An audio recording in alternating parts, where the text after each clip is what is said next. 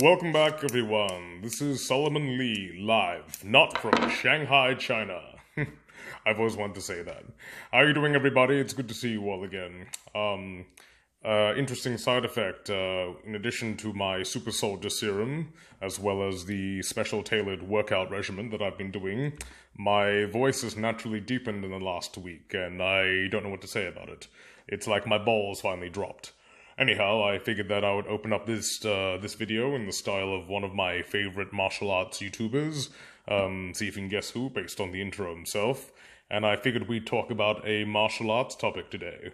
So basically, I have students of mine who ask me, do you think MMA is realistic? Do you think boxing, combat sports, for instance, is that stuff all accurate when it comes to simulating a fight? And a lot of the dissenters would immediately say, well, no, you're wearing gloves, you've got a referee, you're in a sterile environment, a ring. There's no actual danger of tripping, at least from broken bottles or even hitting your head on the pavement, you know. Everything seems to be pretty well maintained.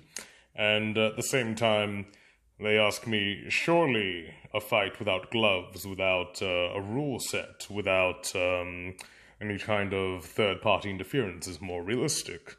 Well, let me pose that question to you folks. You see, what is realistic in a fight? Are you talking about how hard you swing? Or maybe you're talking about whether or not weapons are allowed? We did say no rules, right? In which case, what's to stop you pulling out a knife and shanking someone? That's what happens on the streets these days, anyway. The third, and I suppose most important factor is the participant, your opponent, your rival, your sparring partner. Are they actually aware of what you're trying to do to them? Is there some sort of implicit agreement, a contractual understanding beforehand? These are questions you have to ask when you bring about the topic of what is and what isn't realistic in a fight, you know?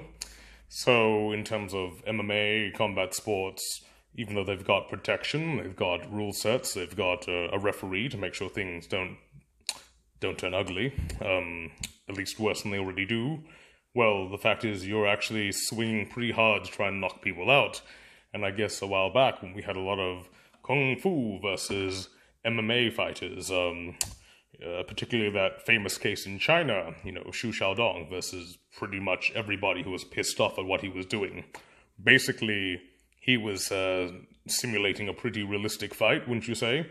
The fact that the fight didn't last very long at all, and people often got pretty hurt at the end of it.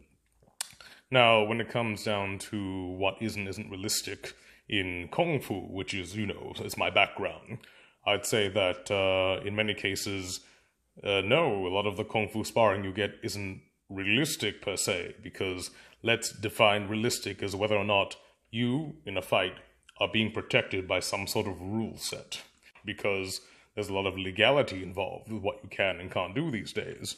In the past, in a fight club, you know, on the streets, that'd be different. People used to go about it all the time, but it wasn't a question of style. It was literally violence versus violence. It was brawling, street fighting, quite literally. There wasn't a lot of martial arts involved with it in the process. So what I'd like to suggest then is to ask yourself, especially if you've been practicing in any of these fields, does the rule set protect you? That defines whether or not it is or isn't realistic. So if you're in a situation where you can't be slammed, let's say you're grappling, you're up against, you're doing BJJ, and in BJJ you can't really slam by picking someone up if you're on the ground, you know, you have to sort of do it while you're both standing up, or if they're trying to, from my understanding, if they're trying to actually perform a submission on you. But in real life, you know, wrestling, judo, every other grappling sport, you could just pick someone up and fall on top of them, you know. It's not as energy as efficient, and it's not very fine, but at the same time, it gets the job done. Are you being protected by that? Likewise with martial arts, you know, if there's a rule setting that prevents you from hitting your opponent with full, lethal, actual, authentic force, ask yourself that. Would you survive someone actually trying to hurt you in a fight? And that should answer your question as to whether or not these matches or competitions or styles are realistic. This has been Solomon Lee, folks.